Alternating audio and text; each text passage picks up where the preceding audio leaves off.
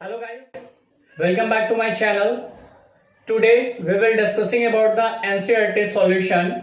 क्योंकि जो solid state अभी हम लोगों ने वीडियो क्लासेस में जो पढ़ा है उसके लिए बहुत सारे बच्चे ने अप्लाईमेंट किया कि सर एनसीईआरटी का कुछ क्वेश्चन नहीं बन रहा है। तो मैं देखना चाहता हूं ऐसा क्या है क्वेश्चन में जो आपसे नहीं बन पा रहा।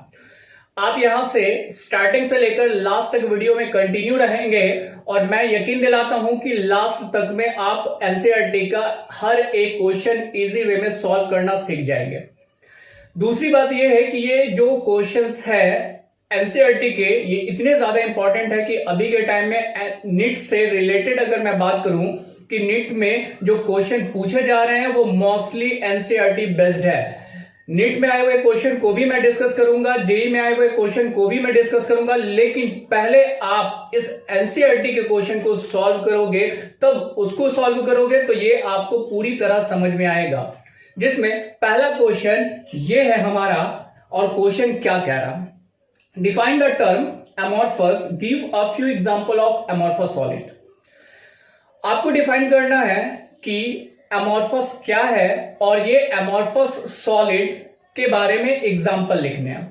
तो याद करो मैंने फर्स्ट वीडियो लेक्चर में आपको पढ़ाया था और क्या पढ़े थे हम लोग फर्स्ट वीडियो लेक्चर में कि amorphous solid are those solid in which the constituent particles are irregular in their arrangement are called amorphous solid। Example के तौर पे मैंने वहां बताया भी था, आपको याद भी होगा कौन कौन, प्लास्टिक, रबर एक्सेट्रा, ये सारे कौन से सॉलिड होते हैं, amorphous solid। पहला क्वेश्चन आपका सॉल्व। दूसरे क्वेश्चन में आते हैं, जो दूसरा क्वेश्चन आपका क्या कह रहा, what makes a glass different from a solid such a quartz, under what condition could quartz be converted into glass। एक चीज मैं आपको बता देता हूं, क्वार्ट्ज भी बना होता है सिलिका ऑक्साइड का और ग्लास भी बना होता है सिलिका ऑक्साइड का। तो ये दोनों में कंस्टिट्यूएंट पार्टिकल सेम है, लेकिन जरूरी नहीं है कि कंस्टिट्यूएंट पार्टिकल सेम है तो अरेंजमेंट भी सेम हो। ग्लास के केस में अगर मैं बात करूं तो ग्लास में जो कंस्टिट्यूएंट पार्टिकल्स होते हैं वो इरेगुलर अरेंजमेंट पे होते हैं। ग्लास के केस में इरेगुलर अरेंजमेंट, तो ग्लास एमोर्फस सॉलिड होता है। क्वार्ट्ज के केस में ये क्रिस्टलाइन नेचर को अपनाता है। लेकिन इस क्वेश्चन में आपसे और क्या पूछ रहा कि ऐसा आप क्या अप्लाईमेंट करोगे जिससे क्वार्ट्ज जो है वो कन्वर्ट हो जाए किसमें, ग्लास में। सिंपल, इसको पहले हम लोग मेल्ट करेंगे, यानी गर्म करके आप मेल्ट कर दो और तुरंत ठंडा कर दो और जैसे ये प्रोसेस करोगे तो quartz will change into glass and quartz is a crystalline solid and glass is a amorphous solid. Third question हमारा क्या कह रहा, classify each of the following solid as ionic, metallic, molecular, network और amorphous. First video lecture में जब मैंने आपको types पढ़ाया था टाइप ऑफ सॉलिड में, वहां पे मैंने आपको क्लासिफाइड करके बताया था कि जो क्रिस्टलाइन सॉलिड होते हैं उसका डिफरेंट टाइप होता है, जैसे मॉलिक्यूलर, कोवैलेंट एक्सेट्रा। तो ये जो एग्जांपल आपके सामने नजर आ रहा है, ये सारे एग्जांपल में आपको सिर्फ क्लासिफाइड करना है कि ये मॉलिक्यूलर क्रिस्टलाइन सॉलिड है, एमोर्फस सॉलिड है या फिर कोवैलेंट सॉलिड है, ये क्लासिफाइड करना और कुछ नहीं करना। क्वेश्चन में पहला है आपका टेट्राफॉस्फोरस डेकोक्साइड। टेट्राफॉस्फोरस डेकोक्साइड किसके एग्जांपल में आएगा, मॉलिक्यूलर क्रिस्टलाइन सॉलिड का। दूसरा एग्जांपल है अमोनियम फॉस्फेट। अमोनियम फॉस्फेट जो है वो आयोनिक सॉलिड के एग्जांपल में आएगा। Next one silica carbide, obviously आप जान रहे हो जवाब क्या है, covalent. I2 this is example of molecular. I2 के बाद है P4, P4 is also example of molecular. Plastic, plastic किसका एग्जांपल बनेगा, किसका, एमोर्फस सॉलिड का। प्लास्टिक के बाद अगला है हमारा ग्रेफाइट। ग्रेफाइट में क्या होता है, कार्बन, और कार्बन के केस में हम क्या कंसीडर करते हैं, कोवैलेंट होगा। कोवैलेंट को आप नेटवर्क सॉलिड भी कह सकते हो। इसके बाद अगला है हमारा ब्रास। ब्रास क्या होता है, तो ब्रास के केस में दो मेटल्स को मिलाकर एलॉयज बनाया जाता है, तो मेटल यहां पे इन्वॉल्व है, तो ये कौन से सॉलिड होंगे, metallic solid. Next one is rubidium, Rb। Rubidium भी मेटालिक सॉलिड है बिकॉज इट्स अ मेटल। अगला लिथियम ब्रोमाइड, लिथियम पॉजिटिव होगा, ब्रोमीन निगेटिव होगा, means they developed ions, that's why it is a ionic solid. और silicon किसके example में आ जाएगा, covalent network solid के एग्जांपल में। ये 3 क्वेश्चन समझने के बाद नेक्स्ट क्वेश्चन है हमारा फोर्थ क्वेश्चन, जिस पे हम लोग डिस्कस करेंगे। फोर्थ क्वेश्चन है what is mean by the term coordination number. आप क्या समझते हो कोऑर्डिनेशन नंबर के बारे में? कोऑर्डिनेशन नंबर होता है, ये आप देख रहे हो कि ये क्या है, कंस्टिट्यूएंट पार्टिकल्स है, और इस कंस्टिट्यूएंट पार्टिकल्स में ये जो एटम है ये कितने एटम से टच कर रहा है, यही तो कोऑर्डिनेशन नंबर है। तो इसमें इस क्वेश्चन में आपसे एक्चुअल में पहला तो ये पूछ रहा कि आप कोऑर्डिनेशन नंबर से क्या समझते हो, तो पहला तो मुझे डिफिनीशन लिखना होगा कोऑर्डिनेशन नंबर का। तो कोऑर्डिनेशन नंबर में हम लोग डिफिनीशन लिखेंगे, it is defined as the number of nearest atom close to each other या touching to each other are called coordination number. Coordination number के बाद जो दूसरा क्वेश्चन है इसमें वो क्वेश्चन कह रहा क्या कि what is coordination number of atom. पहला है क्यूबिक क्लोज्ड पैक्ड स्ट्रक्चर है, दूसरा है बॉडी सेंटर क्यूबिक स्ट्रक्चर। तो मैं इसे एक्सप्लेन कर देता हूं हाउ इट इज पॉसिबल, कि ये कैसे पॉसिबल है। आप सबसे पहले ये देख लो कि जो सीसीपी स्ट्रक्चर होते हैं उस सीसीपी स्ट्रक्चर में सबसे पहले ये 6 एटम इसके साथ कोऑर्डिनेट किए रहते हैं। ये 1 2 3 4 5 6 ये 6 एटम एक दूसरे के साथ कोऑर्डिनेट किया हुआ। लेकिन जस्ट इसके ऊपर ये 3 एटम को हम इसके ऊपर रखेंगे और 3 एटम को इसके नीचे से। जैसे एग्जांपल के तौर पे ये फर्स्ट लेयर है लाइक दिस, इस तरीके से, और इस फर्स्ट लेयर में मैं क्या कर रहा हूं, ये 3 एटम ऊपर से और ये 3 एटम नीचे से लगा रहा हूं। तो 3 ऊपर और 3 नीचे से जब कोऑर्डिनेट करेगा, यहां तो कोऑर्डिनेशन टोटल 6 है, लेकिन जब ऊपर और नीचे से भी कोऑर्डिनेट करेगा तो 6 तो यहां है और 3 मिलाकर के टोटल कितने हो जाएंगे, 12। तो कोऑर्डिनेशन नंबर का जवाब आएगा 12। किसके केस में, सीसीपी के केस में। Next one, in a body centre cubic, बहुत आसान सा क्वेश्चन है। बॉडी सेंटर में अगर आप देखते हो कि ये क्यूबिक स्ट्रक्चर है और इस क्यूबिक स्ट्रक्चर में अगर मैं बात करूं कि कॉर्नर पे एटम है और कॉर्नर पे एटम के अलावा एटम कहां होते हैं, एट द सेंटर, तो ये है सेंट्रल जोन। और इस सेंट्रल जोन में क्या हो रहे हैं, एटम टच कर रहे हैं। और एटम कौन टच करेगा, 4 ऊपर वाला एटम उसके ऊपर, 1 2 3 4, ये 4 ऊपर और 4 नीचे कोऑर्डिनेट करेगा, तो टोटल हो जाएगा 8। तो ऐसे केस में कोऑर्डिनेशन नंबर हो जाएगा 8। ये 5 जो क्वेश्चंस थे ये सारे क्वेश्चन थ्योरेटिकल थे, लेकिन 5 के बाद एनसीईआरटी का जो 6th क्वेश्चन है वो थोड़ा सा न्यूमेरिकल बेस्ड है, और ये यहां से न्यूमेरिकल बेस्ड आपका स्टार्ट होता है। लेकिन घबराए नहीं, न्यूमेरिकल बेस्ड भी क्वेश्चन होगा तो बच्चों ये बहुत अच्छे तरीके से सॉल्व होगा। बस आप जितना वीडियोस अब तक हमने अपलोड किया है वो सारे वीडियोस को अगर आप देख चुके हो तो आई थिंक सो हमें क्वेश्चन में कोई प्रॉब्लम नहीं आने वाला है। क्वेश्चन नंबर 6 क्या कह रहा, आप देखोगे इस क्वेश्चन को। क्वेश्चन कह रहा how can you determine the atomic mass. आप कैसे एटॉमिक मास डिटरमाइन करोगे, याद रखना atomic mass of an unknown metal. कोई अननोन मेटल है, आप जान नहीं रहे हो वो मेटल है कौन सा। If you know its density and the dimension of its unit cell. आप क्या क्या जान रहे हो, उसका डायमेंशन जान रहे हो, उसकी डेंसिटी जान रहे हो, लेकिन आपको क्या निकालना है, मॉलिक्यूलर मास या फिर एटॉमिक मास। मैं आपको बता दूं कि हम लोगों ने पढ़ा था Z जो होता है वो टाइप ऑफ यूनिट सेल को एक्सप्रेस्ड करता है। Z के बाद दूसरी चीज है डेंसिटी, जो क्वेश्चन में कह रहा है कि हमने फाइंड कर लिया है क्या, डेंसिटी। नेचर हम लोग जानते हैं किसका, एटम का।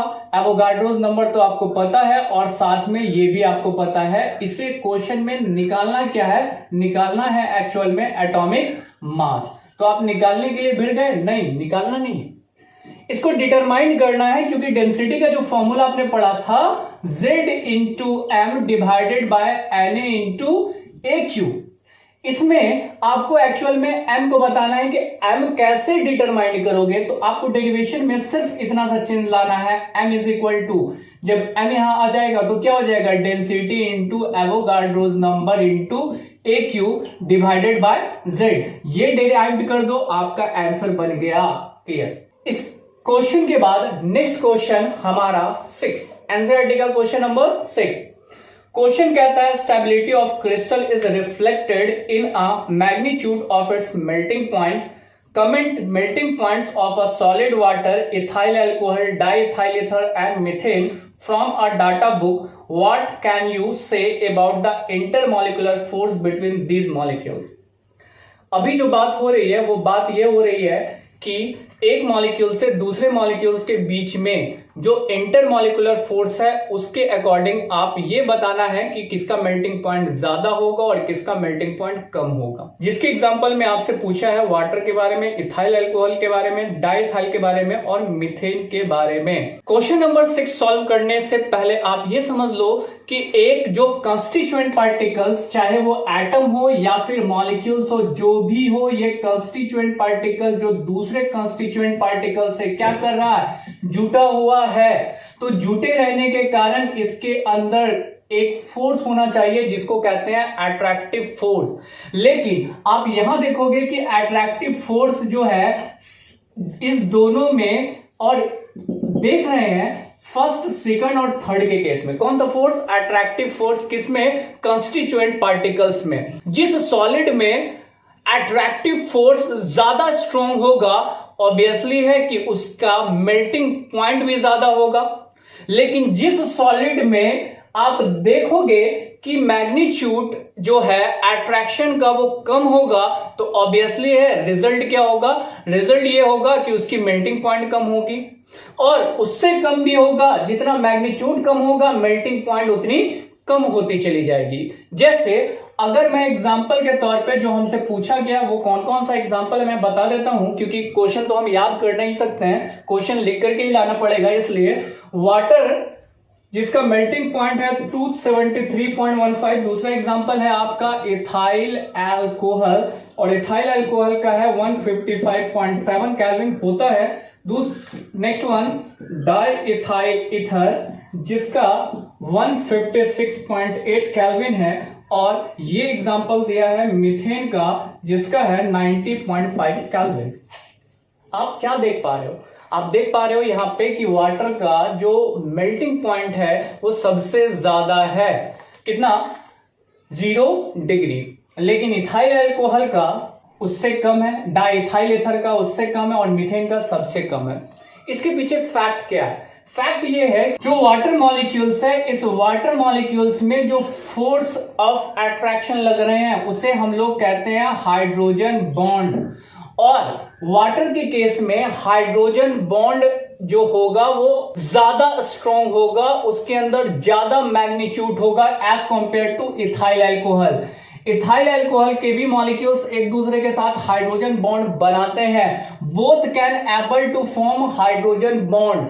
लेकिन एक इंपॉर्टेंट बात यह है कि दोनों हाइड्रोजन बॉन्ड बनाएगा, लेकिन वाटर के हाइड्रोजन बॉन्ड बनाने का जो मैग्नीट्यूड है वो ज्यादा होगा। तो सर वाटर आप बोल रहे हो, सॉलिड का केस आप बात करो, तो चलो वाटर के केस में हम लोग एग्जांपल लेंगे आइस का। आइस के केस में जो हाइड्रोजन बॉन्ड होता है वो ज्यादा स्ट्रॉन्ग होगा as compare to ethyl alcohol, इसलिए मेल्टिंग पॉइंट ज्यादा किसकी होगी, वाटर की होगी। तो इसमें हमें जवाब लिखना होगा stability of crystal can depends on the magnitude of the constituent particles, stronger the magnitude greater the melting point. अब ये एग्जांपल देखेंगे जिसमें पहला हमारा एग्जांपल है वाटर। वाटर के केस में हम कह सकते हैं the H bond magnitude is stronger as compare to ethyl alcohol. लेकिन मीथेन के केस में हाइड्रोजन बॉन्ड नहीं होता है, या फिर डाइइथाइल ईथर के बारे में बात कर रहे हो आप, डाइइथाइल ईथर के केस में भी हाइड्रोजन बॉन्ड नहीं होता है। तो इस दोनों का जो मेल्टिंग पॉइंट है वो क्या होता है, बहुत बहुत बहुत कम हो जाता है। क्यों, क्योंकि यहां हाइड्रोजन बॉन्ड नहीं होते हैं। तो कौन से बॉन्ड होते हैं, तो मैंने आपको बताया था इसी वीडियो लेक्चर में जिसमें टाइप ऑफ क्रिस्टलाइन सॉलिड पे बात किए थे, और वो था लंदन फोर्स। कौन सा फोर्स, लंदन फोर्स। ये काम करेगा इसके जगह पे और इसका मेल्टिंग पॉइंट बहुत कम होगा। तो ये क्वेश्चन सॉल्व। अगले क्वेश्चन की तरफ बढ़ते हैं हम लोग। नेक्स्ट क्वेश्चन हमारा है क्वेश्चन नंबर 8, जिसमें क्या कह रहा, how many lattice point are there in one unit cell of each of the following lattice. Question में आपसे लैटिस पॉइंट पूछा जा रहा किसका, पहला तो फेस सेंटर क्यूबिक का, पहला आप लिख लो face centre cubic. Face centre cubic के बाद दूसरा क्वेश्चन जो है वो आपसे पूछ रहा फेस सेंटर टेट्रागोनल।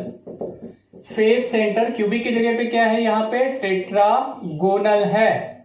और last one is body centre. आपसे क्वेश्चन में पूछ रहा how many lattice point are there in case of face centre cubic, face centre tetragonal और बॉडी सेंटर। लैटिस निकालने के लिए आपको नंबर ऑफ एटम पे ध्यान देना होगा, और अगर आपको नंबर ऑफ एटम याद है तो उतने लैटिस पॉइंट्स बनेंगे। एग्जांपल के तौर पे मैं आपसे बात करता हूं, फेस सेंटर क्यूबिक अगर यूनिट सेल है तो face centre cubic cube structure होगा like this one is a cubic structure. और इस क्यूबिक स्ट्रक्चर में जो कॉर्नर पे एटम होते हैं, लेकिन कॉर्नर के अलावा एटम कहां होते हैं, हर फेस पे पाया जाता है। तो कॉर्नर के लिए हम लोग कैलकुलेशन करते हैं 1/8 इंटू 8 इज इक्वल टू 1। और फेस के लिए हम लोग कैलकुलेशन करते हैं हाफ इंटू टोटल फेस होता है 6, तो ये हो जाता है 3, और 3 + 1 दोनों को ऐड कर देते हैं, आंसर आ जाता है 4। ऑब्वियसली है कि अगर ये 4 एटम है तो ये 4 एटम मिलकर एक यूनिट सेल बनाएंगे, और उस एक यूनिट सेल में लैटिस पॉइंट हो गए 4।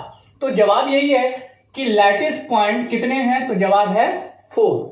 दूसरा एग्जांपल, फेस सेंटर क्यूबिक की जगह पे है टेट्रागोनल। एक काम करो, मैं टेट्रागोनल बना देता हूं यहां पे स्ट्रक्चर, क्या इसमें कोई अंतर आएगा?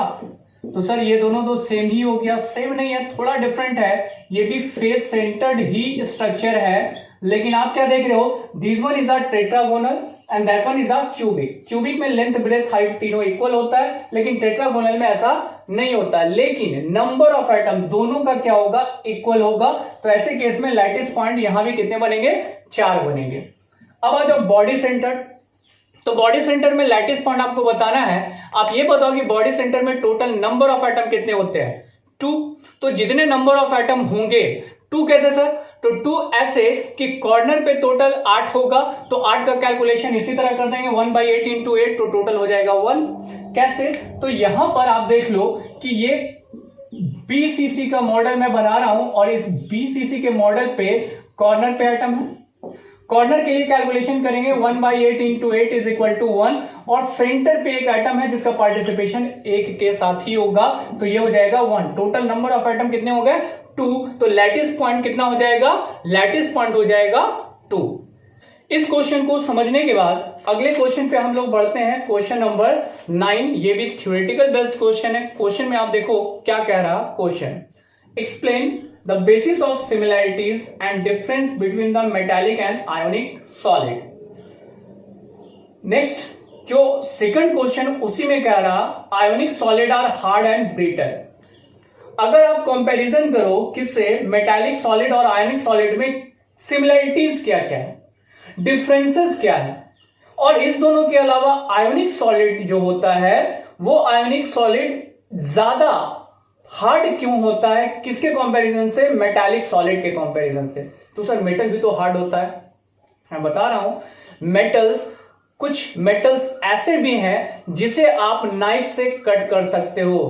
आप जान गए कौन से ऐसे मेटल है, जैसे सोडियम। सोडियम इकलौता ऐसा मेटल है जिसे आप नाइफ से कट कर सकते हो। मतलब ये मेटल किस कैटेगरीज में आ गया, हार्ड वाले में नहीं तो सॉफ्ट वाले में चला गया। वही केस अगर मैं आयोनिक सॉलिड के बारे में बात करूं तो आयोनिक सॉलिड के अंदर जो कैपेबिलिटीज होती है सॉलिडिटी की, वो कहीं ना कहीं ज्यादा होती है। इसके एग्जांपल में आपको कोई भी सॉफ्ट का एग्जांपल नहीं मिलेगा। किसके केस में, आयोनिक में। ऐसा क्यों है, ऐसा मैं बता रहा हूं आपको सबसे पहले कि इसके केस में आप ये देखोगे, आयोनिक के केस में एक तो पॉजिटिव और दूसरे निगेटिव, ये दो आयंस एक दूसरे को क्या करते हैं, अट्रैक्ट करते हैं। और इसका कोई डायरेक्शन फिक्स नहीं है कि ये बाएं वाले को ही करेगा, दाएं वाले को ही करेगा, ऊपर वाले को ही करेगा, नीचे वाले को नहीं, ऑल डायरेक्शन, किसी भी डायरेक्शन में। दूसरी चीज, अगर मैं मेटल के बारे में बात कर रहा हूं तो मेटल में इलेक्ट्रॉन होता है और दूसरी तरफ न्यूक्लियस पॉजिटिवली चार्ज होता है, इसमें भी अट्रैक्शन होता है। दोनों में इलेक्ट्रोस्टैटिक फोर्स काम करता है, that is a similarities. Similarities में पहला जो लाइन आप लिखोगे किसके लिए कि आयोनिक सॉलिड और दूसरा कौन सा मेटालिक सॉलिड में सिमिलैरिटीज क्या है, तो सिमिलैरिटीज है both having electrostatic force of attraction. पहला सिमिलैरिटीज किसका, आयोनिक सॉलिड का और मेटालिक सॉलिड का। सेकंड हम लोग क्या लिखेंगे, the bond is non directional. किसके केस में, दोनों के केस में, in both case the bond is non directional.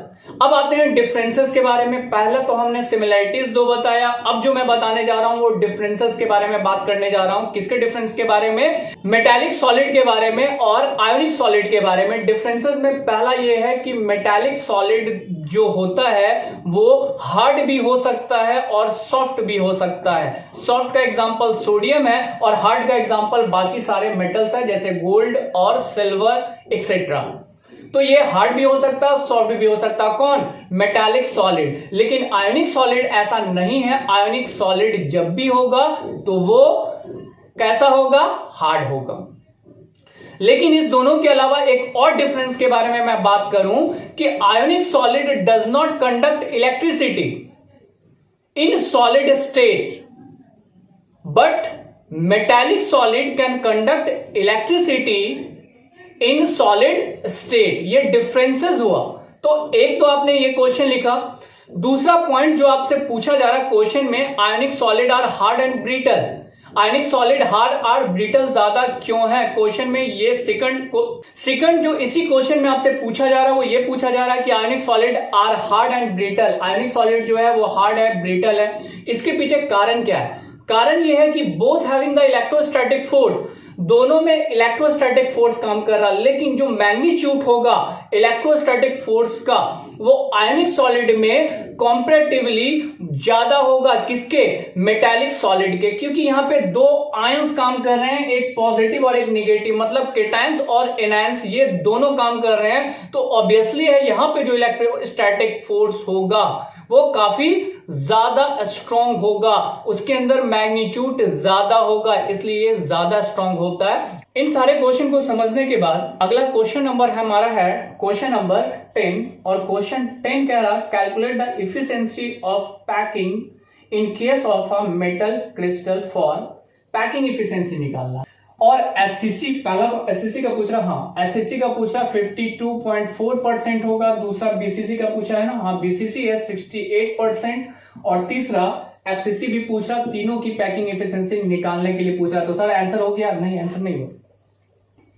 आप यहां पे वीडियो को पॉज करोगे, अगर आपने पीछे वीडियो नहीं देखा तो बैक जाओगे और हमारे वीडियो लेक्चर को देखोगे। कौन सा वीडियो लेक्चर, पैकिंग इफिशिएंसी, और वो कंप्लीट वीडियो इस तीनों के ऊपर बेस्ड है। एससीसी की पैकिंग एफिशिएंसी 52.4 कैसे आएगी, बीसीसी की पैकिंग एफिशिएंसी 68 कैसे आएगी, एफसीसी की पैकिंग एफिशिएंसी कैसे आएगी 74।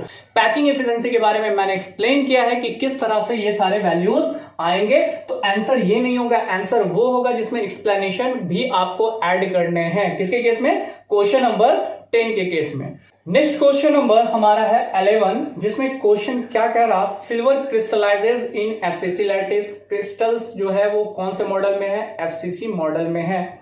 If edge length of the cell is 4.07 into 10⁻⁻8 centimetre. तो क्वेश्चन के अकॉर्डिंग मैं देख पा रहा हूं कि क्वेश्चन में क्या है, मॉडल है किसका, एफसीसी का। तो एफसीसी के केस में Z का मान होता है 4, number of atom Z represent करता है। दूसरा है एज लेंथ A, और A जो एज लेंथ आपका दिया हुआ है वो है 4.07 इंटू 10⁻⁻8 सेंटीमीटर, ये ऑलरेडी सेंटीमीटर में दिया हुआ है। डेंसिटी भी आपके पास दे दी गई है क्वेश्चन में, और डेंसिटी है 10.5 ग्राम सेंटीमीटर क्यूब इनवर्स। और आपसे पूछ रहा है calculate the atomic mass of silver. आपको एटॉमिक मास निकालना है इस क्वेश्चन में, और एटॉमिक मास मतलब m is equal to what. एक और चीज आप जानते हो जिसे आप एवोगाड्रोस नंबर कहते हो, जो क्या होता है 6.022 इंटू 10⁻23। तो बच्चों इसको निकालने के लिए अभी हमने इससे पहले एक क्वेश्चन में डेरिवेशन भी देखा था कि डेरिवेशन इसका क्या हो जाएगा। फॉर्मूला डेंसिटी को निकालने का होता है Z into M divided by Na into A Q. तो m को बाहर कर लेते हैं और m को बाहर कर लेने के बाद अगला क्या करना है, ये फॉर्मूला पुटअप करना है, डेंसिटी इंटू क्या हो जाएगा, एवोगाड्रोस नंबर इंटू ए का क्यूब डिवाइडेड बाय, किससे डिवाइड कर देंगे, z से।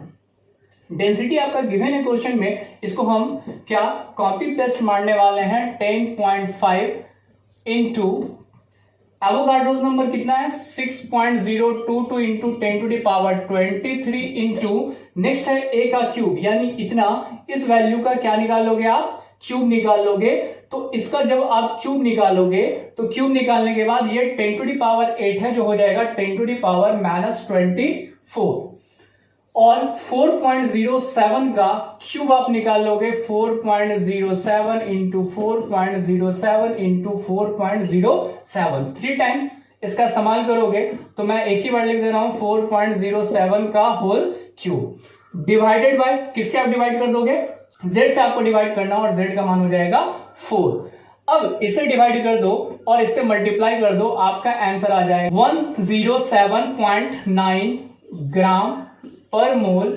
ये आपका आंसर आ जाएगा किसका, एटॉमिक मास का इस क्वेश्चन में। इस क्वेश्चन के बाद जो अगला मैं बात करने जा रहा हूं वो क्वेश्चन नंबर हमारा है 12। क्वेश्चन नंबर 12 पहुंच गए हो आप, और क्वेश्चन नंबर 12 में हम लोग क्या देख रहे हैं, क्वेश्चन क्या कह रहा है। क्वेश्चन आप देख रहे हो, एक क्यूबिक सॉलिड है जो बना हुआ है 2 एलिमेंट का, पी का और क्यू का। मतलब क्यूबिक स्ट्रक्चर में बना दूं, पी एलिमेंट कहां है वो आगे क्वेश्चन कहेगा, और क्यू एलिमेंट कहां है वो भी क्वेश्चन ही डिसाइड करेगा। मतलब ये क्यूबिक सॉलिड है जो 2 एलिमेंट्स का बना है, पी का और क्यू का। Atom of Q at the corners, Q atom कहां है, कॉर्नर पे, यानी ये जो कॉर्नर्स पे सारे एटम्स है, ये कौन से एटम्स हैं, the atom is called Q. इस एटम को आप कहोगे क्यू एटम। लेकिन वही क्वेश्चन में कह रहा P at the body centre, P कहां है, बॉडी सेंटर्ड पे, दिस वन इज P। आगे इसी क्वेश्चन में कहता है what is the formula of the compound. पहले तो आपको फॉर्मूला बताना है, मॉलिक्यूलर फॉर्मूला क्या होगा, what are the coordination number of P and Q। P और Q का कोऑर्डिनेशन नंबर कितना हो जाएगा। दोनों इजी वे में सॉल्व होगा। आप देखो, सबसे पहले तो मॉलिक्यूलर फॉर्मूला आप और हम दोनों मिलकर कैलकुलेट कर लेते हैं। मॉलिक्यूलर फॉर्मूला किसके लिए, पी और क्यू के लिए। तो आप क्यू के लिए अगर आप अप्लाइड करते हो तो Q is equal to, corner के लिए क्या लिखोगे, कॉर्नर के लिए लिखोगे 1/8 इंटू 8, और ये कट के आएगा 1, किसका मान, क्यू का। लेकिन पी कहां है, पी एट द सेंटर, तो इसका पूरा पार्टिसिपेशन 1 होगा। पहला तो आपका आंसर हो गया, मॉलिक्यूलर फॉर्मूला आपका हो गया पी क्यू। लेकिन आपसे इसमें दूसरा ये भी पूछ रहा कि कोऑर्डिनेशन नंबर बताइए आप। तो ये कौन सा मॉडल है, बीसीसी मॉडल है ये। तो अगर ये बीसीसी मॉडल है तो ये बताओ कि कोऑर्डिनेशन नंबर क्या होगा। तो आप देख पा रहे हो 4 ऊपर और 4 नीचे से ये टच करेगा, कैसे, 1 2 3 और 1 4, और इस 4 के ऊपर एक एटम है और फिर इसके ऊपर और 4 एटम लगा दो तो ऑलरेडी टच करेगा, और टच करने वाले को ही हम कोऑर्डिनेशन कहते हैं। तो कोऑर्डिनेशन नंबर हमारा इसके केस में हो जाएगा 8। Question solve. 12 के बाद अगला क्वेश्चन हमारा है क्वेश्चन नंबर 13। कहता है बच्चा, नायोबियम क्रिस्टलाइजेज इन बीसीसी स्ट्रक्चर। नायोबियम कोई भी रहे, हमें मॉडल देखना है, ये कौन सा मॉडल है, बीसीसी मॉडल है। ऑब्वियसली z का मान क्या डिसाइड करोगे, 2, क्योंकि यहां पे नंबर ऑफ एटम कितने हो जाते हैं, 2 हो जाते हैं। दूसरे केस में कहता है इफ द डेंसिटी भी गिवन है कितना, 8.55 gram centimetre cube. Calculate the atomic radius niobium using the atomic mass 93। मतलब m जो आपके पास गिवन है वो है 93, और 93 के बाद आपको एवोगाड्रोस नंबर तो पता होगा, मैं बार बार लिख रहा हूं और आपको याद भी हो गया होगा। तो बच्चों ऐसे केस में क्या करना है, हमें सर रेडियस निकालना है। तो ऐसे रेडियस कैसे आ जाएगा, मैं आपको बता दूं कि ये बीसीसी मॉडल है, और बीसीसी मॉडल से अगर आप रेडियस का रिलेशन देखोगे तो यह हो जाएगा √3a is equal to 4r, और रेडियस निकालने के लिए r इज इक्वल टू हम लोग अप्लाइड करेंगे √3a/4। तो R निकालने के लिए आपको जरूरत A की होगी, और इस कॉन्सेप्ट से आप A कैलकुलेट कर सकते हो। कैसे, ध्यान देना। डेंसिटी का फॉर्मूला होता है Z into M divided by Na into A का क्यूब। तो पहले आप A का क्यूब निकाल लो, और A का क्यूब निकालने के लिए आपका फॉर्मूला होगा Z into M divided by Na into density. Z का मान आपके पास गिवन है, Z का मान हो जाएगा, BCC का मॉडल है इसलिए क्या हो जाएगा 2m। m कितना दिया गया है 93, और एवोगाड्रोस नंबर पुटअप कर देंगे 6.022 into 10 to the power 23 into density given है 8.55। जब ये सारी चीजें हैं तो हमें निकालना है A का क्यूब। तो A का क्यूब निकालने के लिए A इज इक्वल टू, ये जो भी कैलकुलेट करके आएगा उसका क्या कर देंगे क्यूब। ये आ जाएगा 36.16 इंटू 10 टू द पावर -24। इस -24 को अगर मैं क्यूब रूट से बाहर करूं तो हो जाएगा 10 टू द पावर -8, और 36.16 का क्यूब रूट आपका आ जाएगा 3.31। ये आपका आ गया A is the edge length, and these edge length will applied for the calculation of radius। तो पहले वाले केस में हमने क्या कैलकुलेट किया, हमने कैलकुलेट किया एज लेंथ, और एज लेंथ जब कैलकुलेट कर लिया तो ऑब्वियसली अब हम रेडियस निकाल सकते हैं। तो रेडियस निकालने के लिए हम √3 का इस्तेमाल करेंगे। 1.732 इंटू ए कितना है 3.31 into 10 to the power -8 divided by 4। इस दोनों को मल्टीप्लाई करके जैसे आप डिवाइड करोगे ये आ जाएगा 1.43 इंटू 10 टू द पावर -8, जो 143 पिकोमीटर के बराबर होगा। ये क्वेश्चन समझ में आ गया, इसका स्क्रीनशॉट ले लो। अगले क्वेश्चन पे बढ़ते हैं, क्वेश्चन नंबर 14 को अगर आप देख पा रहे हो तो आपको एक वीडियो लेक्चर देखना है, और इस वीडियो लेक्चर में आपको रेडियस निकालना है। किसका, ऑक्टाहेड्रल वॉइड्स का। क्लोज पैकिंग मॉडल वाला जो वीडियो है उसमें मैंने ऑक्टाहेड्रल वॉइड्स का रेडियस निकालने के लिए बताया था। मैं शॉर्ट में एक बार फिर से आपको रिमाइंड करा देता हूं कि ऐसे केस में ऑक्टाहेड्रल वॉइड्स में यहां पर जो रेडियस होते हैं, कौन सा रेडियस, ये एटम का रेडियस है, ये ऑक्टाहेड्रल वॉइड्स के रेडियस है, ये R, ये R, ये R और ये स्मॉल r। इसको हम लोगों ने कैलकुलेट किया था तो आया था R is equal to 0.414 into are.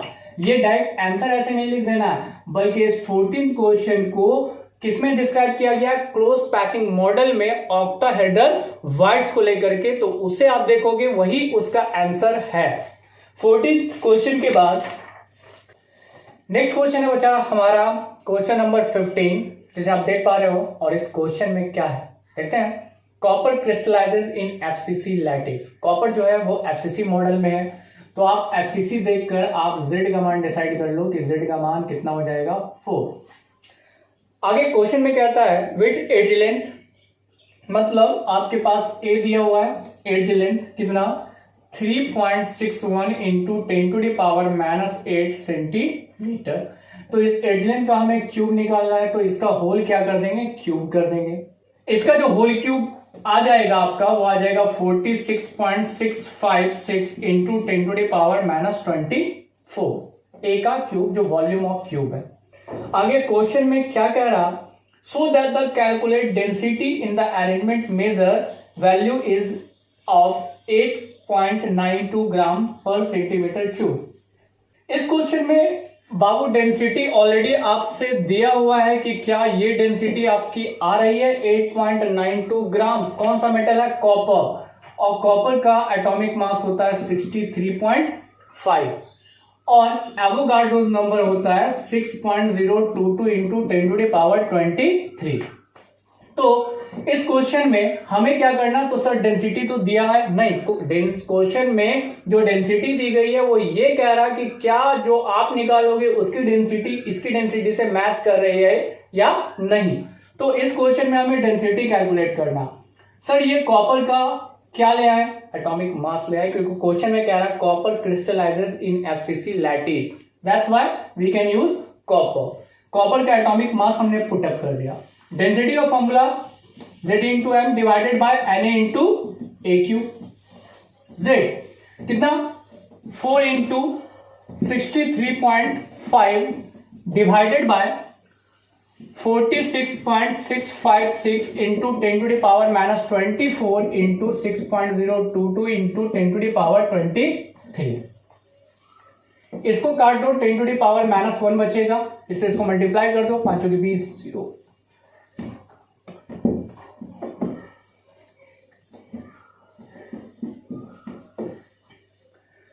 बच गया 46 इसको अप्रोक्सीमेटली 7 मान लो और ये कर दो 6.022 इंटू 10⁻⁻1।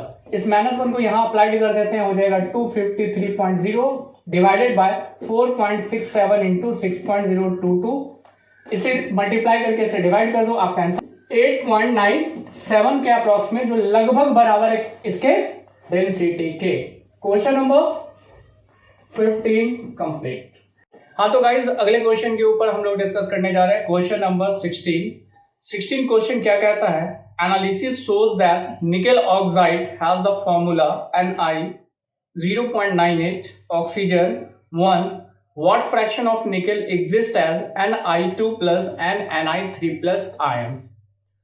इस क्वेश्चन में जो निकेल ऑक्साइड बनाया गया है उसमें निकेल का पार्टिसिपेशन नॉट 1 दैट इज 0.98 और ऑक्सीजन का पार्टिसिपेशन कितने का है? 1 का। मतलब ये कंप्लीट एक एटम पार्टिसिपेट करेगा सॉलिड के फॉर्मेशन में, लेकिन निकेल का जो फॉर्मेशन होगा उसमें निकेल का पार्टिसिपेशन है 0.98। तो ऐसे को हम लोग नाम देते हैं नॉन स्टैच्यूमेट्री, जहां पे रेशियो डेफिनिट ना हो। तो ऐसे केस में निकेल ऑक्साइड के केस में आपसे जो क्वेश्चन पूछ रहा कि ये दो जो निकेल है, एक निकेल जिसके ऊपर 2+ आयंस है और दूसरा निकेल जिसके ऊपर 3+ आयंस है, उसका फ्रैक्शन कितना हो जाएगा इन द पार्टिसिपेशन ऑफ 0.98। इस क्वेश्चन को सॉल्व करने से पहले आपको कुछ कंसीडर करके चलना पड़ेगा। और कंसीडर क्या करना है, पहले इसे एज्यूम कर लो कि Ni2+ को मैं मान रहा हूं कि they can fraction participate that is x, किसमें? Out of 0.98। और ये जिसे हम लोग 3+ कंसीडर कर रहे हैं, तो ऑब्वियसली है कि 0.98 में अगर हम लोग x को घटा देते हैं तो ये किसका निकल जाएगा? 3+ का क्या निकल जाएगा? फ्रैक्शन कंसीडर होगा। आगे हम लोग जानते हैं क्या चीज कि the oxygen is neutral. Oxygen जो यहां पे है वो न्यूट्रल है। न्यूट्रल इसलिए है क्योंकि इसको कौन न्यूट्रलाइज कर रहा है? निकेल न्यूट्रलाइज कर रहा है। और ऑक्सीजन के ऊपर 2- होता है, आप ये जानते हो। अगर मैं ऑक्सीजन लिखता हूं तो इसके ऊपर चार्जेस होंगे 2-, लेकिन ये न्यूट्रलाइज हो रहा। न्यूट्रलाइज कौन कर रहा? तो निकेल न्यूट्रलाइज कर रहा। तो मैं कह सकता हूं इसके केस में कि charge of total charge of nickel बराबर होगा किसके? चार्ज ऑफ ऑक्सीजन के। तो ऐसे केस में हम कर क्या रहे हैं कि टोटल चार्ज ऑफ निकेल जो है वो कितना है? देखो 2+ जो है वो x है, तो इसे मैं लिख रहा हूं 2x प्लस, दूसरा कौन है? Ni3+, मतलब 3+ इतना। तो ऐसे केस में हम लिख देते हैं 3 इंटू 0.98 माइनस x, जो बराबर हो जाएगा चार्ज ऑफ ऑक्सीजन के। और चार्ज ऑफ ऑक्सीजन कितना है? 2 है। ऐसे केस में अगर मैं बात करता हूं तो लिखूंगा 2x प्लस 3 को इससे मल्टीप्लाई कर दो,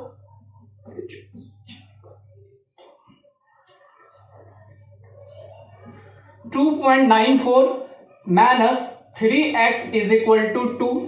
3x माइनस 2x कर देंगे, 2x इज इक्वल टू, ये घटा दो 2.94 को किससे? 2 से। तो obviously x is equal to आपका आ जाएगा 0.94।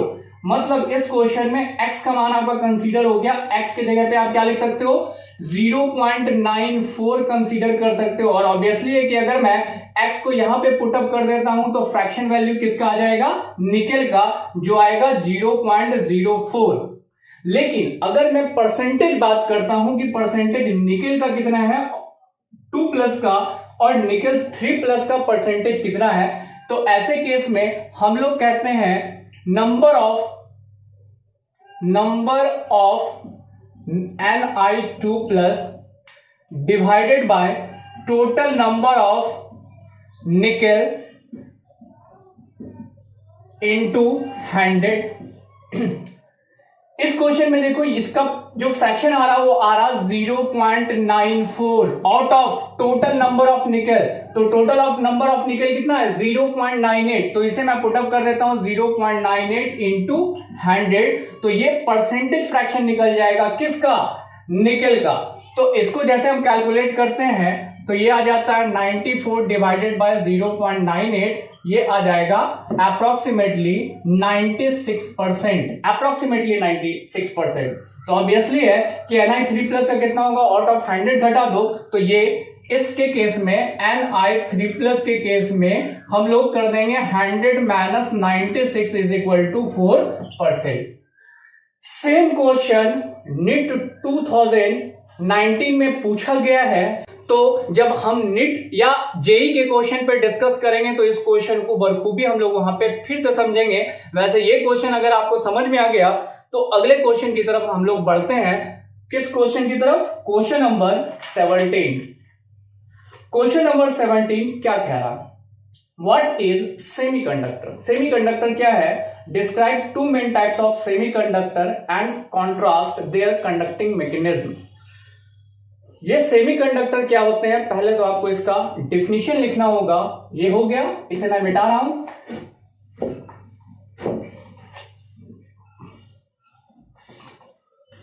तो अब आते हैं बच्चों हम लोग किस चीज पे डिस्कस करने के लिए, सेमीकंडक्टर के ऊपर। तो सेमीकंडक्टर में सबसे पहले आप डेफिनेशन लिखोगे, semiconductor are those in which the conductivity range is 10 to the power -6 to 10 to the power 4 per ohms per meter are called semiconductor. Due to increase in temperature, the conductivity is increases due to jumping of electron from the valence band to conducting band. मैंने आपसे discuss किया था valence band और conducting band के बारे में। ये दो बैंड्स है और इस दो बैंड्स में फॉरबिडन जोन यानी गैप्स क्या होते हैं, मिनिमम होते हैं। किसके केस में, सेमीकंडक्टर के केस में। ये वैलेंस बैंड है जहां पे इलेक्ट्रॉन है और ये कंडक्टिंग बैंड है जहां पे इलेक्ट्रॉन नहीं है। तो ऑब्वियसली है जितना ज्यादा आप इसे हीट दोगे इसका इलेक्ट्रॉन जंप करके वैलेंस बैंड से कहां चला जाएगा, कंडक्टिंग बैंड में। किसकी वजह से, हीट देने की वजह से। तो ऐसे केस में कंडक्टिविटी बढ़ेगी। क्वेश्चन में और क्या कह रहा कि describe two main types of semiconductor and contrast their conducting mechanism. दो मेन टाइप के सेमीकंडक्टर पे आपको डिस्कस करना है और ये दो मेन टाइप के सेमीकंडक्टर को मैं बता देता हूं कि ये दो मेन टाइप का सेमीकंडक्टर कौन कौन सा है।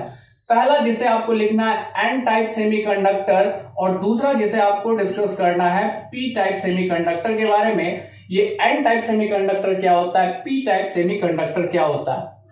एन टाइप सेमीकंडक्टर में अगर हम लोग बात करते हैं तो हम लोग डॉपिंग करते हैं ग्रुप 15 एलिमेंट को, किसमें, ग्रुप 14th एलिमेंट में। ये जो ग्रुप 14th एलिमेंट है वो उसके एग्जाम्पल में मैं ले रहा हूं सिलिकॉन। और ये सिलिकॉन के आउटर मोस्ट ऑर्बिट में 4 इलेक्ट्रॉन्स होते हैं और इस 4 इलेक्ट्रॉन्स के कारण ये 4 कोवैलेंट बॉन्ड बनाता है और एक दूसरे से ज्वाइंट रहता है कोवैलेंटली बाय 4 कोवैलेंट बॉन्ड। कौन से ग्रुप से ये बिलोंग्स कर रहा, दे बिलोंग्स टू ग्रुप 14। कौन, सिलिकॉन। लेकिन ग्रुप 15 में डिस्कस करते हैं, तो ग्रुप 15 के एक एलिमेंट को ले लेते हैं। एग्जांपल के तौर पे मैं बात कर रहा हूं ग्रुप 15 में मैंने क्या ले लिया है, फास्फोरस ले लिया है। और इस फास्फोरस में guys total number of electron होंगे 5, तो मैं इसे कर देता हूं 5 electron in their outer most orbit. कौन? जो ग्रुप 15 से बिलोंग्स करेगा उसके पास 5 इलेक्ट्रॉन होंगे आउटर मोस्ट ऑर्बिट में, और ग्रुप 14 में कितना? 4 इलेक्ट्रॉन। तो ऐसे केस में जब मैं डॉप्ड करता हूं, डॉप्ड का मतलब यहां से सिलिकॉन को मैं रिमूव कर दे रहा हूं और सिलिकॉन की जगह पे मैं पुटअप कर दे रहा हूं फास्फोरस को। फास्फोरस के बाहर जो है वो 5 इलेक्ट्रॉन है, तो 5 इलेक्ट्रॉन में ये 4 इलेक्ट्रॉन इसके साथ कोवैलेंटली ज्वाइंट हो जाएगा। और आप यहां पे देखो कि इस जगह पे हो क्या रहा है, इस जगह पे एक इलेक्ट्रॉन जो है वो फ्री बच रहा है, that is the free electron.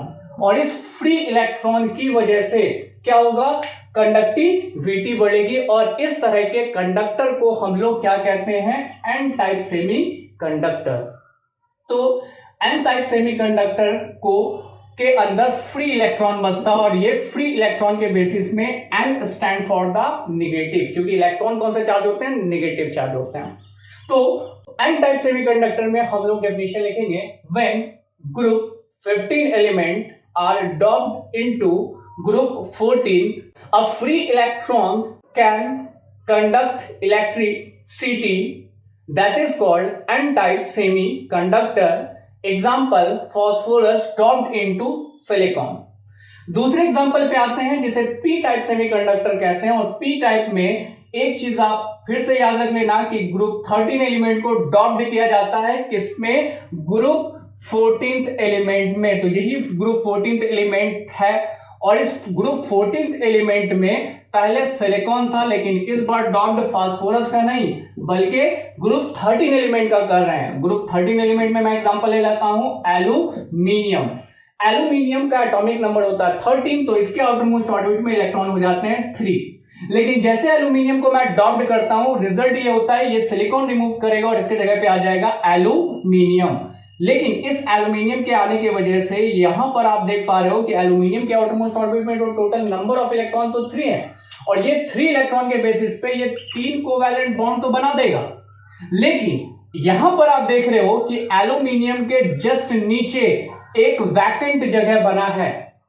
ये वैकेंट जगह को हम लोग होल कहते हैं, और ये होल कहलाता है पॉजिटिव होल। और ये पॉजिटिव होल की वजह से इसे हम लोग पी टाइप सेमीकंडक्टर कहते हैं।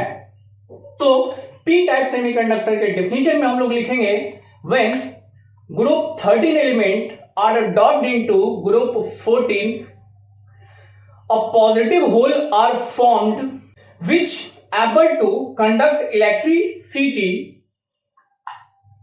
That's why it is called p-type semiconductor. Example कौन हो जाएगा? एल्यूमिनियम। किसमें डॉप्ट किया गया? ग्रुप 14th में, तो ये पी टाइप सेमीकंडक्टर होता है। हाँ तो गाइज नेक्स्ट क्वेश्चन है हमारा, जिसमें क्या कह रहा, non stoichiometry cuprous oxide Cu2 can be prepared in laboratory. In these oxide, copper to oxygen ratio is slightly less than 2:1. Can you account for the fact that this substance is a p-type semiconductor? इस question में सबसे पहली बात तो ये कह रहा कि जो कॉपर ऑक्साइड बनाया गया है उसमें रेशियो 2:1 का नहीं है। मतलब यहाँ पे इस केस में क्या कह रहा है कि ये Cu2O है, इसका जो रेशियो है 2:1 वो नहीं है। जो लेबोरेटरी में हमने बनाया है कॉपर ऑक्साइड को, उसमें रेशियो ये नहीं आ रहा है, थोड़ा कम आ रहा है रेशियो। किसका? कॉपर का। और इसके रेशियो के कम आने की वजह से ये क्वेश्चन जो कह रहा है कि क्या ये पी टाइप सेमीकंडक्टर का काम कर सकता है या नहीं। तो सबसे पहले अकॉर्डिंग टू क्वेश्चन अगर मैं चलूं कि रेशियो अगर 2:1 का नहीं आ रहा है तो क्या हो रहा होगा इसमें। ये मैंने क्यूप्रस ऑक्साइड का स्ट्रक्चर बनाया है, this one is cuprous oxide. और क्यूप्रस ऑक्साइड में आप देख रहे हो कि कौन से आयंस इन्वॉल्व होंगे, Cu1+। लेकिन अगर ये कंप्लीटली Cu1+ होता तो रेशियो 2:1 का होता, लेकिन ये कंप्लीटली 2:1 के रेशियो में नहीं है, कम है। कम का कारण क्या हो सकता है? कारण ये हो सकता है कि इस क्यूप्रस में हुआ ये होगा कि कोई क्यूप्रिक आयंस आया होगा और आने के बाद एक जगह से रिप्लेस्ड किया होगा कौन? Cupric ion, that is Cu2+। इससे पहले वाले केस में एक ऑक्सीजन कितने को? 2 क्यूप्रस को न्यूट्रलाइज कर रहा था। एग्जांपल के तौर पे मैं यहां पे लिख रहा हूं कि O2- किसको न्यूट्रलाइज कर रहा? Cu1+ को और Cu1+ को। लेकिन जैसे ही इस क्यूप्रस के जगह पे कौन आ गया? क्यूप्रिक आ गया, और क्यूप्रिक में कितना प्लस होता है? 2+ होता है। तो ऐसे केस में अगर ये Cu2+ आ गया तो ऑब्वियसली ये 2+ है, ये 2- है, एक दूसरे को न्यूट्रलाइज कर देगा। न्यूट्रलाइज मेंटेन करने के लिए कॉपर आयंस इस जगह से रिमूव हो जाएगा, मतलब ये जगह वैकेंट हो जाएगा, खाली हो जाएगा। और जो जगह यहां पे खाली हुआ वो कौन सा जगह था? पॉजिटिव होल था। This is the positive hole, और इस पॉजिटिव होल के वजह से हम इसे पी टाइप सेमीकंडक्टर कह सकते हैं। कौन सा टाइप सेमीकंडक्टर कहेंगे? P type semiconductor. If the ratio is less than 2:1 means cuprous ions is replaced by cupric ions due to maintain electrical neutrality. The cuprous ions are removed from their lattice point and these lattice point are vacant to develop a positive hole, and this positive hole can determine p type of semiconductor. तो guys इस question में जो अभी हम लोग discuss करने जा रहे हैं, क्वेश्चन नंबर 19 कह रहा ferric oxide crystallizes in hexagonal closed packed array of oxide ions with 2 out of every 3 octahedral holes occupied by the ferric ions. Describe the formula of ferric oxide. सबसे पहले आप ये बात जानते हो कि we know that number of atom बराबर होगा किसके? ऑक्टाहेड्रल वाइड्स के। और ये जो नंबर ऑफ एटम किसके बराबर हुआ? ऑक्टाहेड्रल वाइड्स के बराबर हुआ। तो ऐसे केस में if the number of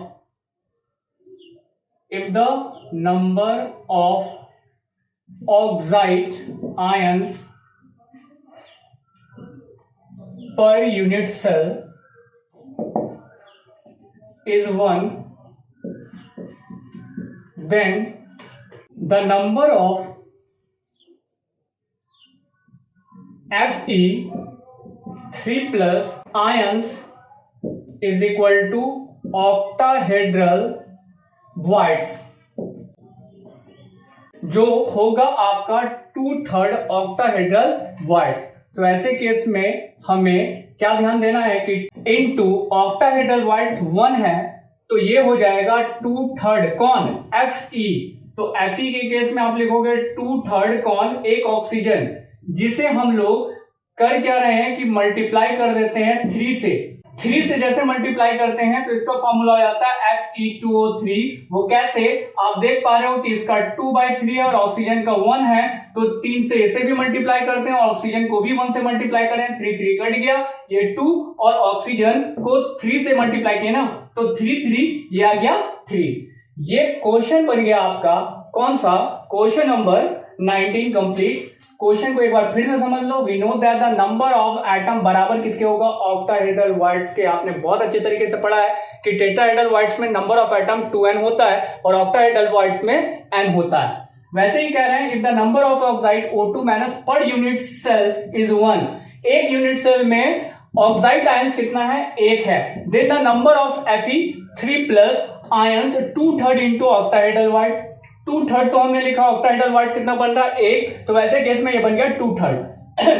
iron को हम लोग लिखते हैं 2/3, ऑक्सीजन है 1, जिसको आप चेंज करके लिख सकते हो Fe2O3। इसके बाद अगला क्वेश्चन हमारा है क्वेश्चन नंबर 20 और 20 क्वेश्चन में आप देखो क्वेश्चन कितना आसान सा कह रहा। क्वेश्चन कह रहा classify each of the following as being either a P type और एन टाइप सेमीकंडक्टर।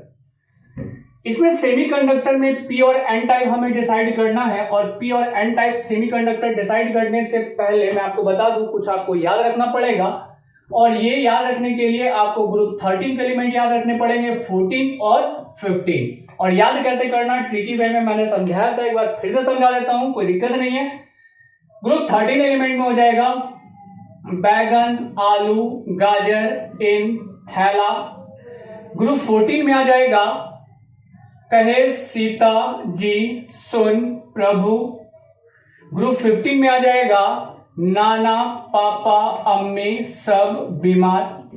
तो आप ये देख पा रहे हो कि ग्रुप 15 एलिमेंट में जो सारे एलिमेंट हैं वो कौन कौन से हैं, ग्रुप 14 में कौन कौन से एलिमेंट है, और ग्रुप 13 में कौन कौन से एलिमेंट है।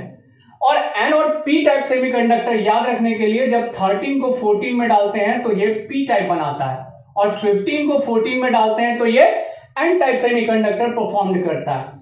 तो हमारे क्वेश्चन में कह रहा है कि germanium is doped to indium, GE doped किया गया किस में, इंडियम में। इस दोनों एलिमेंट को आप खोज लो कि किस ग्रुप से है। देख लिए जर्मेनियम किस में है, ग्रुप 14, पहले ग्रुप 14 लिख दिए। इंडियम IN किस में बिलोंग्स किया, ग्रुप 13, तो ये 13-14 का रिलेशन मिला, तो कौन सा पहला आंसर आया, पी टाइप सेमीकंडक्टर। दूसरे क्वेश्चन में आते हैं। दूसरा कहता है सिलिकॉन डॉप्ड किस में, बोरॉन में। तो सिलिकॉन जो है वो ग्रुप 14 एलिमेंट है, मैं इसके बारे में लिख देता हूं 14, और बोरॉन ग्रुप 13 का है। तो ऐसे केस में फिर से वही हुआ, 13-14 का रिलेशन आया, तो ये भी आंसर आ जाएगा दूसरे का, वो भी आपका हो जाएगा पी टाइप सेमी कंडक्टर।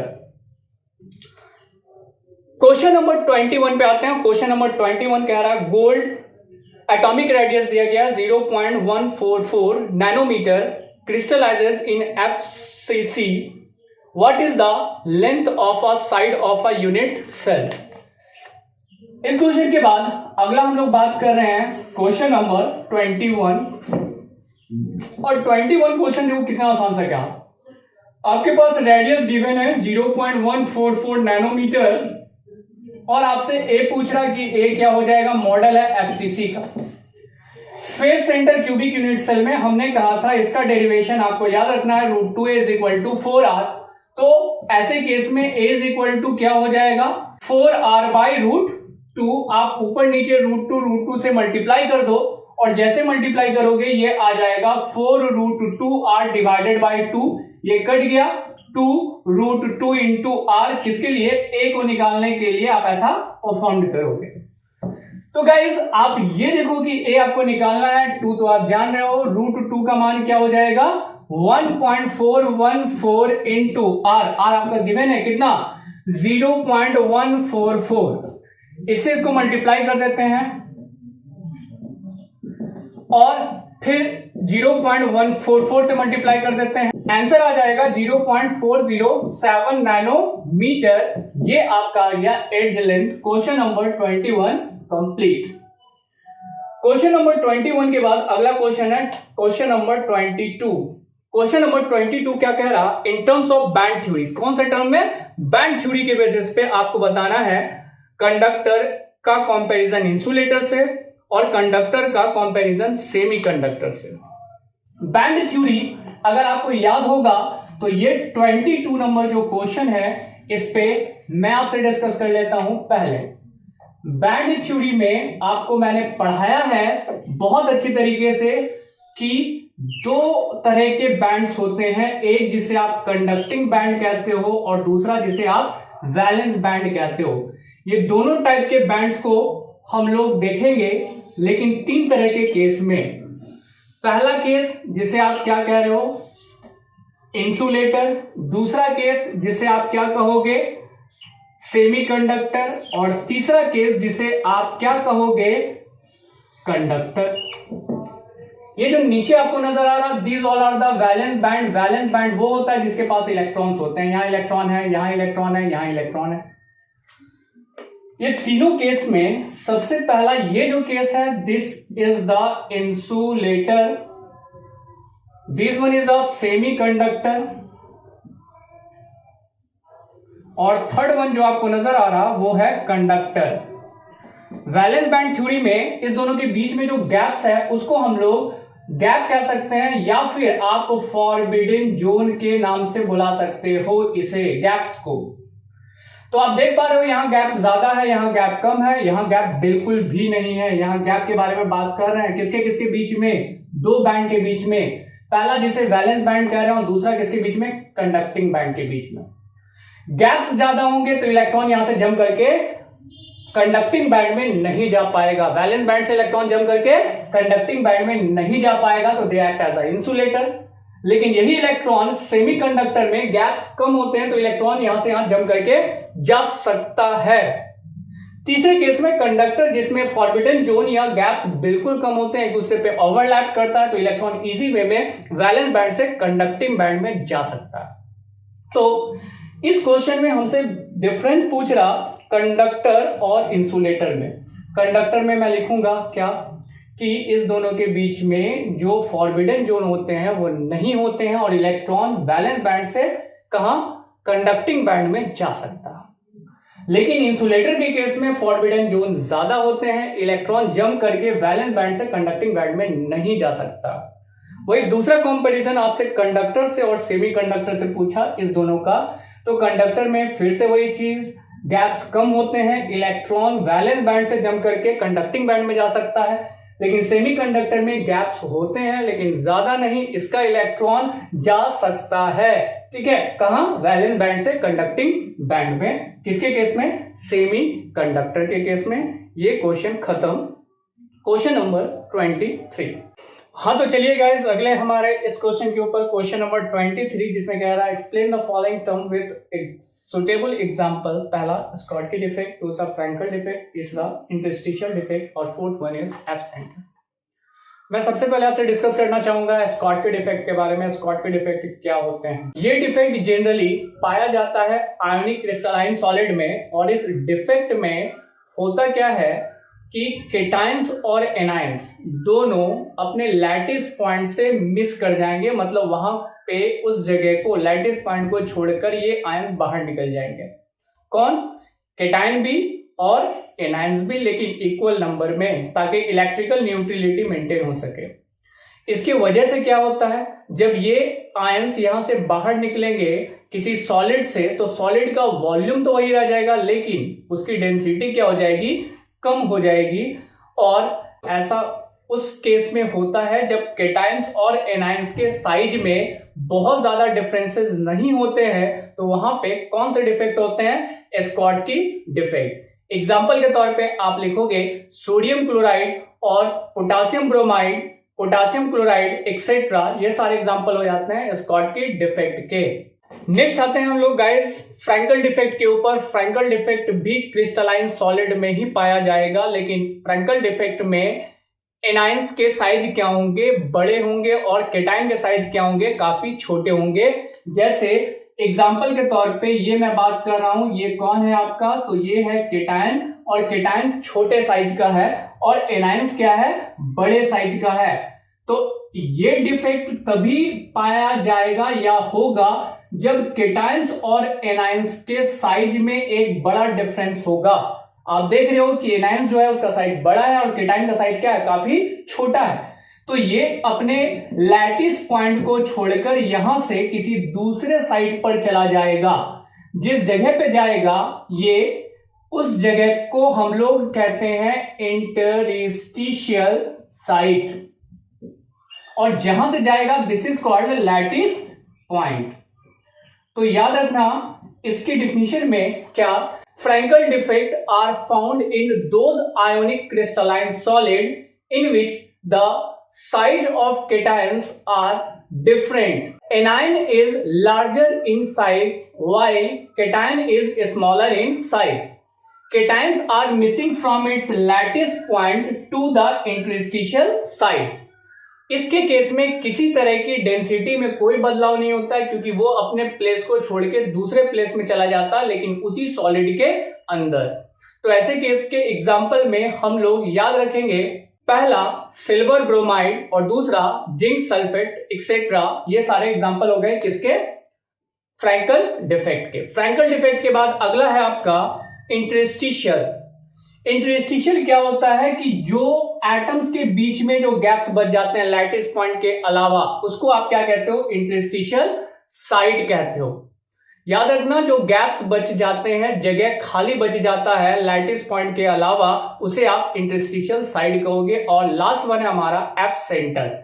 तो चलो अब हम लोग डिस्कस करने जा रहे हैं एफ सेंटर के ऊपर। और जनरली एफ सेंटर किसमें होता है? तो एफ सेंटर पे हम लोग बात कर रहे हैं, ये एफ सेंटर मेनली आपको हमने पढ़ाया है मेटल एक्सेस डिफेक्ट में। ये मेटल एक्सेस डिफेक्ट में क्या होते हैं? सपोज कर लो कि आपने एक एग्जांपल लिया है सोडियम क्लोराइड, जिसमें यहां पे Na+Cl- Na+, फिर कौन? Na+Cl- और ये Cl-, ये आयोनिक सॉलिड है। और आयोनिक सॉलिड में हम लोग मेटल के बारे में बात कर रहे हैं। मेटल का एक्सेस हो जाना मतलब ज्यादा हो जाना। मेटल कब ज्यादा होगा और कैसे ज्यादा होगा?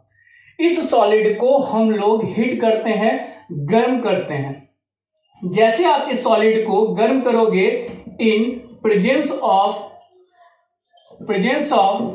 सोडियम एटमॉस्फेयर, यानी सोडियम एटमॉस्फेयर के प्रेजेंस में मैंने इसे हीट किया। जैसे इसको हीट करेंगे तो एटमॉस्फेयर का जो सोडियम है वो सोडियम सबसे पहले इस जगह पे आ जाएगा। एटमॉस्फेरिक सोडियम यहां आ जाएगा।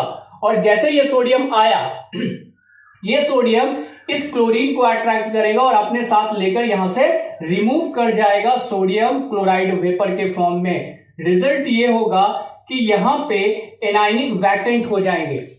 इस एनायनिक वैकेंट में आप इस एनायनिक वैकेंट को कह सकते हो एफ सेंटर, जिसमें एफ सेंटर को कहते हैं फॉर्बिन जेंडर। और ये फॉर्बिन जेंडर किस चीज के लिए रिस्पॉन्सिबल है? Responsible for colour. तो इस बात को आप याद रखना, एफ सेंटर कैसे डेवलप किया। और हाँ, एक और बात कि ये सोडियम जाते जाते इस जगह पे क्या डाल देगा? इलेक्ट्रॉन डाल देगा, ताकि इलेक्ट्रिकल न्यूट्रलिटी फिर से मेंटेन कर सके। सोडियम क्लोराइड को जैसे आप हिट करते हो तो ये कौन सा फ्लेम देता है? येलो कलर का फ्लेम देता है। इसी को आप एफ सेंटर के नाम से जानते हो। इसके बाद अगला क्वेश्चन है हमारा क्वेश्चन नंबर 24। क्वेश्चन नंबर 24 कह रहा है aluminium crystallises in a cubic close packed structure, its melting radius is 125 picometre. अभी इस क्वेश्चन में आपके पास जो दिया गया है क्वेश्चन नंबर 24 में, वो आपके पास रेडियस दिया गया है 25 picometre. What is the length of the side of a unit sir? आपसे ए पूछ रहा। इसमें बच्चा ए निकालने के लिए आपको मॉडल देखना पड़ेगा। और आई थिंक सो ये क्यूबिक क्लोज पैक्ड है सीसीपी। और सीसीपी कौन सा मॉडल की तरह होता है? एफसीसी मॉडल की तरह होता है। किस मॉडल की तरह? एफसीसी। तो इस एफसीसी के बारे में अगर मैं बात करूं तो मैंने बताया था √2a = 4r और a हो जाएगा 2√2r। इसी वीडियोस में मैंने आगे इसको एक्सप्लेन भी किया कैसे। तो डायरेक्ट मैं आंसर सॉल्व कर रहा हूं। 2 × 1.414 × r। r का मान यहां दिया गया है 125। इससे 2 से मल्टीप्लाई कर देते हैं। 250 × 1.414 हो जाएगा 353.5 पिकोमीटर। ये आपका ए आ गया जो फर्स्ट पॉइंट को क्लियर कर रहा। लेकिन सेकंड पॉइंट क्वेश्चन में कह रहा है how many unit cell are there in 1 centimetre cube of aluminium. अभी आपने क्या फाइंड किया? अभी आपने एज लेंथ फाइंड किया है। एज लेंथ में अगर मैं वॉल्यूम एक क्यूब का देखता हूं तो इसे लिख दूंगा मैं 353.5 पिकोमीटर को सेंटीमीटर में चेंज कर देते हैं तो लिखेंगे 10⁻⁻10 सेंटीमीटर का होल क्यूब। और इसको कैलकुलेट करके हमारा आ जाएगा 442 × 10⁻⁻25 सेंटीमीटर क्यूब। ये जो आपका आया ये AQ आया है, मतलब एक क्यूब का, एक AQ जो आपको दिख रहा है, एक क्यूब का जो वॉल्यूम है वो इतना है। आपको एक बॉक्स दिया गया है, मतलब एक सॉलिड दिया गया है, और ये सॉलिड टोटल है 1 सेंटीमीटर क्यूब। तो ये बताइए कि इसमें से कितने क्या आ जाएंगे क्यूबिक यूनिट सेल। एक क्यूबिक यूनिट सेल इतना है, कितने में पूछ रहा, 1 सेंटीमीटर क्यूब में। आप देखो ये छोटा यूनिट है 10⁻⁵। तो ऐसे केस में नंबर ऑफ क्या यूनिट सेल निकालने के लिए हम क्या कर देंगे, टोटल जो हमारे पास दिया गया है volume, out of 1 unit cell का जो वॉल्यूम है उसे डिवाइड कर देंगे 442 इंटू 10⁻25 सेंटीमीटर क्यूब। ये कैंसिल, ये ऊपर जाएगा +25 इंटू 1/442। आंसर आ जाएगा 2.26 into 10⁻22 unit cell. Question solve. कौन सा, 24।